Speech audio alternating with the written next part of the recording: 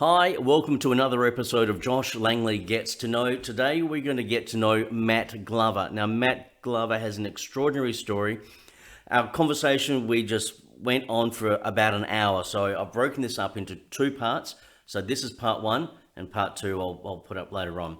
But Matt's got an extraordinary story. He's a cartoonist and illustrator, but we're not going to talk about that. We're going to talk about the fact that Matt is a counsellor and he runs his own counselling practice, MGA Counselling. But it's the story of his childhood, of his leading up to becoming a counsellor, which is an extraordinary story, and it's not what you expect. And there's a major pivotal turning point in 2011, 2012, where he was basically news headlines right across Australia. And it's a story of heartbreak. It's a story of love. It's a story of it's just amazing. I had tears in my eyes. You can mostly see me trying to hold back a couple of tears at times. But join me and let's get to know Matt Glover.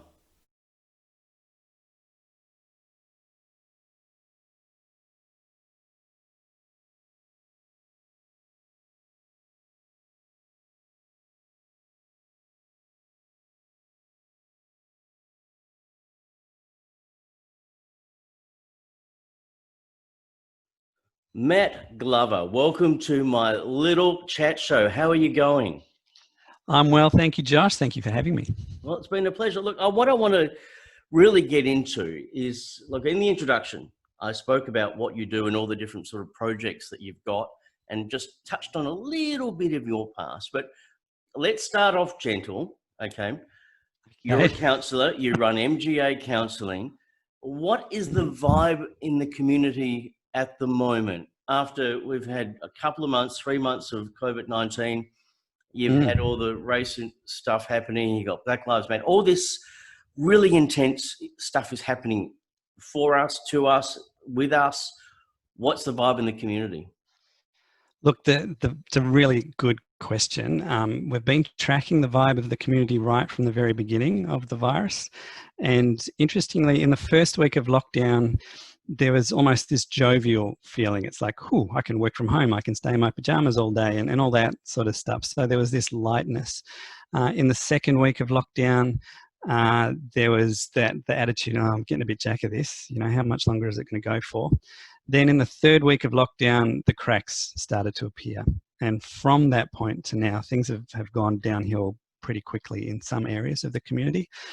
So the base level that we normally operate, so the base level of stress and anxiety and maybe depression as well in the community as a whole, it's risen.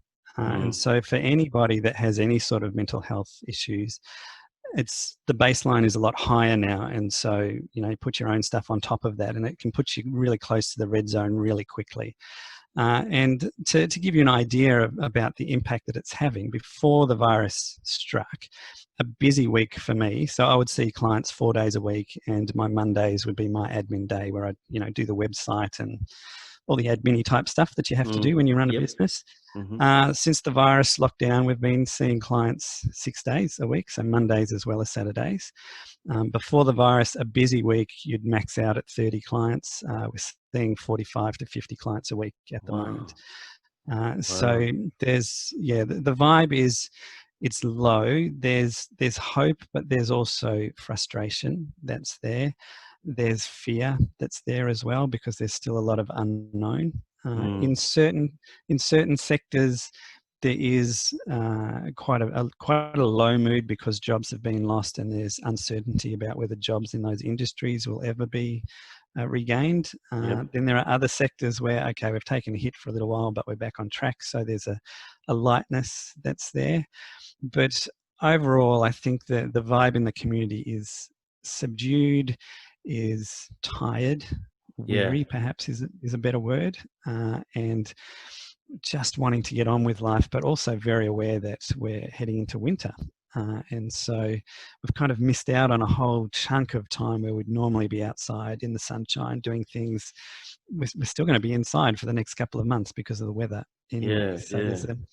There's an uncertainty, and unsettledness is probably the best word to answer that. Do you find people are still feeling overwhelmed and having hard time to process everything that's happening? if it was just COVID-19, maybe you could just handle that. But you got everything else happening at the same time. Are people coming to you and going, I just can't handle this? Yeah, absolutely. The last 3 or 4 weeks, lots and lots of teachers coming up or coming Wow. in for counselling, because, well, in Victoria at least, we at the end of term one, we went into online school, and there was a Mm. lot of change that was placed on the shoulders of our teachers very, very quickly, and some might say unrealistic expectations, and I would tend to agree, Yeah. to get ready for online schools so quickly with I've heard very little something similar, preparation yeah. and very little training. And the expectation was at the time that this is how it was going to be for the whole of term two, and we would go back to something resembling normal in term three. But then things changed halfway through term two, and our teachers were forced to then go back into the schoolroom. It's 3 weeks now in Victoria that they've been back in the schoolroom, but very different, with social distancing and things like that. So for our teaching community and our school communities, there's been this constant sense of unknown and change all the way Mm. through, and it continues. And it's just become too much for people that are already in a difficult profession. Adding this extra stuff on top has made it hard as well. Of course, there's Yeah. our first responders, doctors, nurses, ambos, police officers. Everybody's carrying an extra load, Mm. but teachers in particular are the ones that we've seen a spike in numbers in. Wow, so they're the ones peaking out. Okay. What Mm. about in the just the general public, the general person who may be coming in for regular therapy sessions, and now are they discussing things that are different from what they would normally would? Yeah, of course, early on, Mm. the virus was the main topic of conversation every single session, week after week after week, to the point that, and I say this with all due respect, but we were just getting sick of hearing about it, Mm. because that's all it was. And it was starting to affect us and the team as counsellors as well. Normally, at the end of a counselling day, you'll see between 6 to 10 clients. You'll have 6 to 10 different stories. And so Yeah. they kind of dilute each other. And at the end of the day, you don't take any one particular story home. But in the early weeks of the virus, we're hearing 6 to 10 stories that were very, very similar. And so one would just build on top of the other. And so at the end of the day, we were just taking the same story home day after day. And of And course, so, it's all over social media. It's all over the news. You couldn't escape it, and yeah, exactly. That's why I think the huge overwhelming factor. You're just bombarded, and there was no yeah, escape apart from just turning off everything and hiding yeah. from it. You Yeah, know. which is what lots of people did. And I know we'll get to this down the track about the outdoor work that I do, the forest therapy stuff. But in my outdoor work, I'd take a client outside for a session, and if it was during the week, during the middle of the day, I might see one or two other people on the trail that we use. But Mm. during the COVID lockdown, sometimes I'd see 50 people on the trail, Wow. which on one hand was really annoying because they're people on my track. How dare they? But the other thing was, of course, they're getting outside. Yeah. And getting out in nature and getting away from the screens and the social media and stuff like that. So, yeah, there was a weariness around that too. The other group that continues to be highly represented is couples. A lot of couples counselling Is that during the because they've been virus. stuck home together more often, or more Yep, than they would have? absolutely. Mm. So these relationships were generally not as healthy as they could have been to begin with, but because there was time apart each day, it Mm. wasn't magnified like it was when suddenly they're thrust together to have to work from home and juggle children and things like that. So been a big spike in couples counselling as well. Yeah, okay, okay. But as you said before, I think you said there might be a glimmer of hope in the feeling of people at the moment. Or is it maybe I've just resigned ourselves? There's only got to be hope left. That's all. Really, we've Yeah, had everything from murder hornets to whatever. And mind you, that's America, but yeah. Look, if the same thing happened here than it happened in America, we'd be having a very different conversation now. mm, mm, And look, I have my own views about our current Prime Minister and his worldview and all that sort of thing. But given the circumstances that he's trying to do his job in, I think he's yeah, done as good a job as anybody can. mm, And while there's been a huge cost to the country in terms of economy and things like that, the impact of the virus in terms of lives lost has been pretty minimal. Mm. So, you know, we've escaped it on one hand pretty lightly, but at the same time, there's a cost to that as well. Yeah, and I think we'll be dealing with that for a long time. Now, one of the things that I really admire about you, Matt, is that obviously we've been friends on Facebook for about 4 years now. We've actually, the first time we've actually met in sort of Yep. cyber world. And you seem to have a really good moral compass. And I look at what you share and what you talk about, and I just go, you connect straight to me, and especially the values of what I write about. And I'm wondering, where did that moral compass come from? Did that come from in your childhood that sort of set you on, now I know my values, I know my deep values? Yeah, look, I have thought about that question because I've been asked that very question before. And part of me, you know, a really honest answer would be, I have no idea. That's just who I am. Yeah. But on reflection, I have to give credit to my parents for that. My parents were not highly educated people at all. Both of them left school at year 8. My mum to work in the family business and my dad to get an apprenticeship. We weren't a well-off family at all, actually relatively poor. But I didn't know that until I was an adult and looked back and thought, oh, wow, yeah, actually we went without a lot of things. But all credit to my parents, I never felt like I went without ever. You know, it was That's a skill, full, actually, rich, for parents to yeah. do that. Yeah, so my sister and I reflect on this all the time. It was a full, rich, loving family that we grew up in, and also very non-judgmental as well. And so people were always welcome at our home. Sunday afternoons, there were always people there for dinner. Just whoever needed a feed, come and have soup and sandwiches in front of, I think it was Solid Gold that was on the TV on Sunday afternoons. So that's what we used to watch. With the solid gold dancers in the background. That's the one. Yeah, that's the one. And so that's just the environment that I grew up in. And the community, I grew up in the western suburbs of Melbourne, so it was a very multicultural area. Lots of European people. My next door neighbours on this side were Maltese, Italian couple across the road, Polish people next to them. So it was a multicultural street as well. And I just grew up thinking all of that was very normal. And like Christmas morning, for instance, we would go next door. My parents would have a glass of champagne for breakfast on Christmas Day, but we'd have Maltese food with that family. We'd go across the road to the Italian family. Yeah, they didn't speak a word of English. Yeah, but we'd have all these Italian pastries and things that Maria had cooked in preparation. Then we'd go to the Polish family and we'd have Polish food as well. Wow. And so this was just life. Everybody was part of the community, and it didn't matter who you were or where you came from, which included people of different religions, of sexualities, of genders, everything. And so I don't think they intentionally set out to instill this in my sister and I, but there was very much this value of we accept and welcome everyone that comes across our path. So it's just a natural way that you were brought up. Yeah. So you ended up becoming a priest, a pastor. I did. I became a minister. I was hoping you wouldn't tell anybody that, but anyway, now that it's out. I was going to say, this is where we get to the really, really interesting part of the story. Well, your story, Matt. That's right. Well, look, I'll combine a couple of stories. So how I became a minister and how I got involved in forest therapy, because those stories are quite linked. So I mentioned my family before. Because of our economic situation, we didn't go on big overseas holidays or anything like that. Every year we would go to the Grampians in Western Victoria for a week of hiking. And that was only 2 hours from where I lived. And it was a relatively cheap holiday, but we loved it. We absolutely loved it. Loved the bush, loved the outdoors. The first year that I went, I was 9 years old. And already at this stage, my parents had recognized that I was a quiet child, but not shy.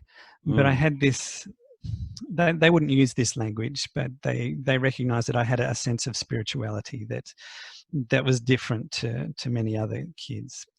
And so they sent me to Sunday school. They didn't necessarily go to church themselves, but they sent me along to Sunday school. And I lapped up the stories and the stories about God and all of that sort of thing. It really resonated with me. Not so much the churchy side of it, but just the understanding that there is something bigger than us that is creative and loving. That really resonated with me quite strongly. At such an early age as well. At 9, you said. Yeah. Oh, that was even before then. It was 9 that we first went to the Grampians. And on that first trip, what would happen is we'd do our hike during the day through the bush. And then we get back to the unit about 2 or 3 o'clock in the afternoon. Mum and Dad would sit around the campfire with some of the other families that were staying in the same place. They'd have their glass of wine and I would disappear back up the mountain and I would just explore by myself. And the only rule was I had to be back before it was dark. So the good old days, huh? You know? You could just go off anywhere.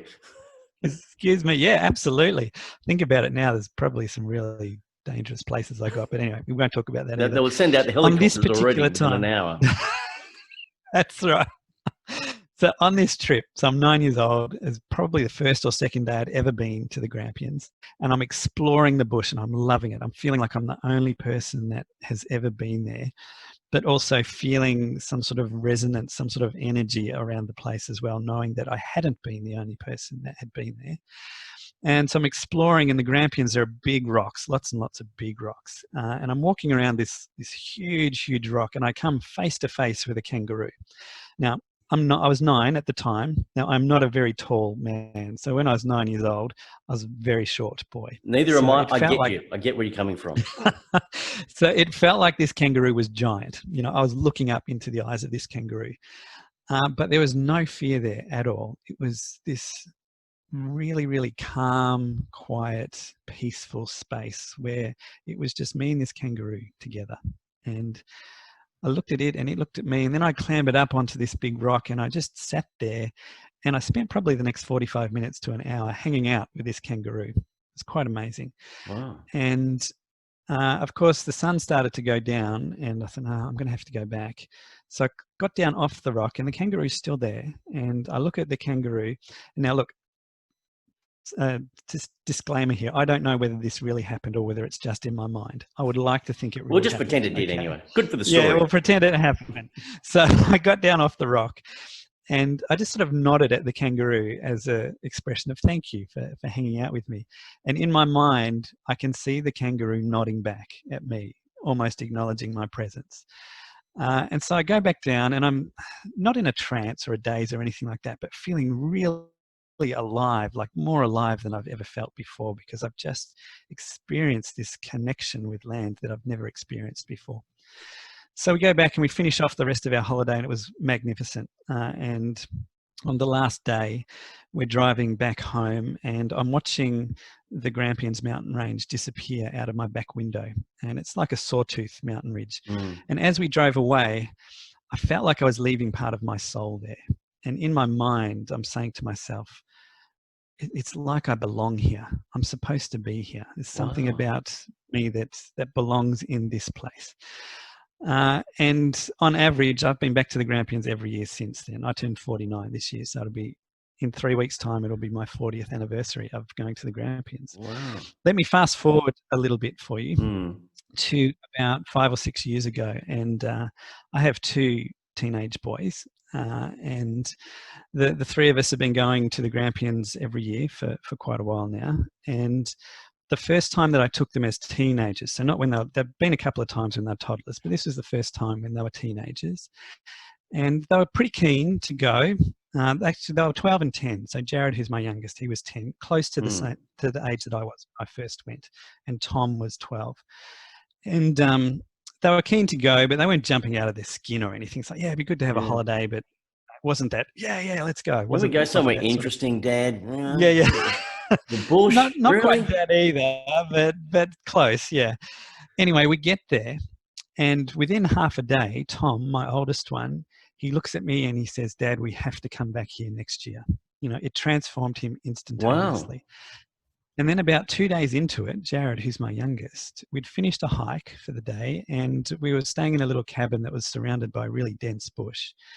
And I'm watching him. He's wandering around and he's putting his hand up against trees and just feeling them. He's bending down, picking up the leaf matter and smelling the ground. And he's looking up and he's wandering around. And I started to recognize something. So I said to him, mate, what's going on for you? And he says to me, oh, Dad, I don't know. I don't think I've got the words for it. And I said, just give it a try, mate. Tell me what's happening. And he looked at me and he said, oh, gee, I get goosebumps when I tell this.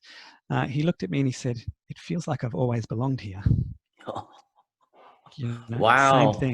Same thing. And when he said it, of course, it triggered my memory for not when I was the same age, but it triggered another memory as well. And so I went home to Mum and Dad's and I got the photo albums out. And there's quite a famous walk in the Grampians called the Pinnacle. It's a rocky outcrop that people walk out onto and you can see right down the valley. I've got a picture of my great-grandfather standing on the pinnacle. I have a picture of my grandfather standing on the pinnacle. I have a picture of my father standing on the pinnacle. I have a picture of my sister and I standing on the pinnacle. And now I have a picture of my two sons standing on the pinnacle. Whoa, talk about the generational connection. Yeah, something about that place has drawn my family for generations. So I wanted to know more. So after about 18 months after that first time that I went with the boys, I sat down with an Indigenous elder and I told him the story pretty much just the way that I've told you now. And he hears the story and he sort of looks contemplatively for a while. Then he leans in and he says to me, Matt, I have no idea what that means. Like, oh, come on. If anyone's supposed to know, it's going to be you. But then he says to me, what I can tell you... expectations on, yeah. Yeah, that's right. But then he said to me, what I can tell you is my family, and not my family, my tribe or my people consider the Grampians, or Gurri word in their language, we consider that to be the most spiritual place in Victoria. And so spirituality has just flowed through my family for generations. Not necessarily religion. I think I'm the only one that's ever expressed it through religion for any length of time. But spirituality and nature and those two things together have just been like this in my journey. Of course, my parents, again, didn't have the language for that, sent me to Sunday school and I got involved in church. And I loved it, but I was still going back to the Grampians every year as well. I think that's incredible to have that deep connection to nature, to the earth, to at such a young age, and still have it fostered and have it allowed to happen. Because I know many kids, myself included, never had that. And the only time we ever went camping was off into the desert and the goldfields in WA while my parents argued all day long. So it was a really pleasant experience, you know? Yeah. So it's only now, as a 48-year-old, I'm starting to learn how to get in touch with nature, how to walk in it, be in it. Because I'm going to tell you right now, I'm going to be honest, going to the bush scares me. To be alone in the bush, there are so many unknowns, and it's because it doesn't fit in with my city slicker kind of Shenton Park suburban attitude. And then you're in this bush and it's the wild. It's anything, and it is freaky. It is freaky. So for you to have that transformative experience at such a young age, to be at peace with it and to understand it and to be quiet and to listen to it is just incredible. So you became a priest. What happened there? Well, that happens. Is the right word? Is priest right word? I don't know. I get confused. No, priest is not the right word. You can use that though. I've been called lots of things, many of them much worse than that. So what's pastor, the word? Pastor or minister or reverend. Yeah, I love pastor, especially with the tortellinis, the best pasta. Yeah. yeah. It's the first time I've heard that joke. I had to say it. So my parents send me to Sunday school and I get involved in church. And while I still went to the Grampians and still spent time in the bush, the church became the focus of my spirituality. But because of my family and that sense of welcoming all people, there was always part of it that didn't quite fit. You know, I loved the spirituality, but I would hear things from time to time that made me think, oh, hang on, what do you mean this person is not welcome or that person's not welcome? And so there was always a little bit that was uncomfortable for me. And the description has often been used about me. It's, you know, the square peg in the round hole sort of thing. Never quite fitted in comfortably into the church. But having said that, I got very involved. I did a science degree initially and worked in research for a while, but then transitioned across and worked for the church. I became a youth worker in the church and then went back to college and did my theology degree and then a graduate diploma in pastoral care. And worked in 3 churches across the Bible Belt in Melbourne, eastern suburbs of Melbourne. So I was the youth pastor in one, then the associate pastor in another, and finally a senior pastor in my last church. And that attitude that had been instilled in me from being a child, when I was a child by my family, as well as that love for nature, I took it with me into all of my churches. And, you know, there's some things that worked spectacularly well with that background, and then there were some other things that meant I was on a fairly massive collision course with the system, and I can imagine. that's what happened. Yeah, that's what happened. Do you want to hear that part of the story, or is there something you want to hear before then? Maybe just a quick snippet, Yes, let's go. Sure. Okay. So, well, I mentioned I did a science degree, Yes. and the secondary school that I went to was a very small secondary school. There was only 12 of us in my year 12 year level, and I was the only one that went to Melbourne University. So when I went to Melbourne Uni, I had to make all new friends and become part of a new community. And so that was fine. I enjoyed my science degree, and one of the guys that I became friendly with, his name was Finn, and he's from one of the Asian countries.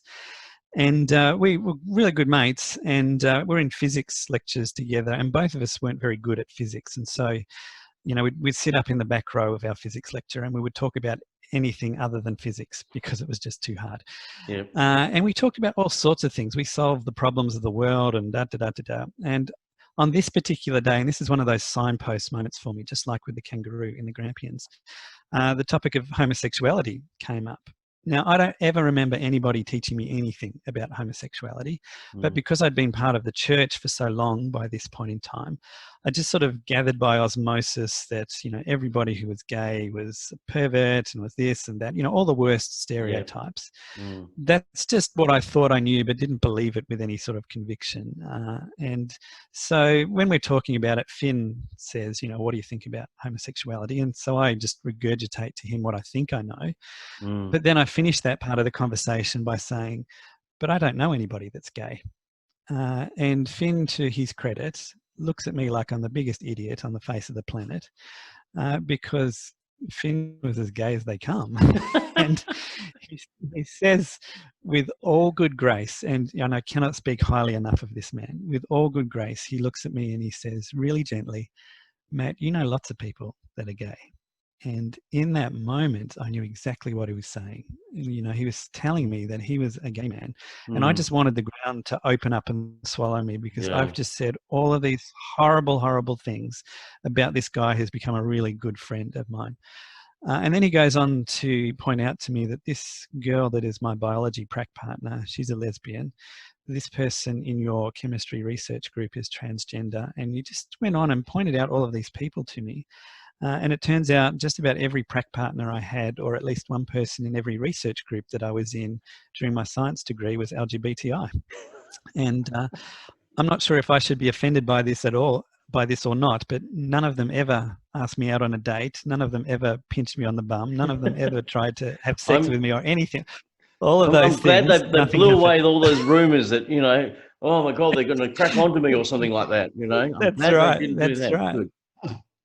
And so that, you know, confirmed what my parents had modeled to me, but also brought into really stark contrast that I'm part of this institution, the church, that is saying these horrible things about this group of people that are now my friends and my community. And the things that are being said about them is just simply not true, you know. And so there's this dissonance that happens in my head.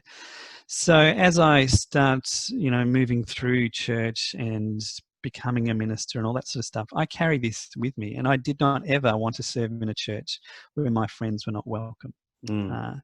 And so that meant doing lots of reading and lots of listening and lots of research and going to lots of places where LGBTI people gathered, to, you know, gay bars and support groups and things like that, to learn as much as I could. And I wanted wherever I serve to be as affirming as it could be, knowing that in the Baptist denomination, it's the church that determines those things, not the pastor. Wow, that was really brave of you, though. That the word courage comes up, to go against that establishment, to follow, or to even just to want to understand or want to learn, get a different perspective, be more a learned person in that regard.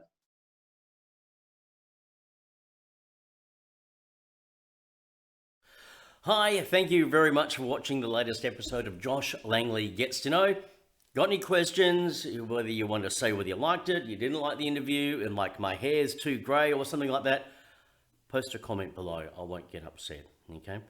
Now, gratuitous plug here. If you want to grab my books, Being You Is Enough, Okay to Feel the Way You Do, or Magnificent Mistakes, or all three, just go to my website at joshlangley.com.au, because it's about trying to change the world one book at a time, helping one kid just to feel good about who they are and feel good in their own skin. If we can just help one child, then they may help another child, then another one, then another one, and then that's how we slowly change the world.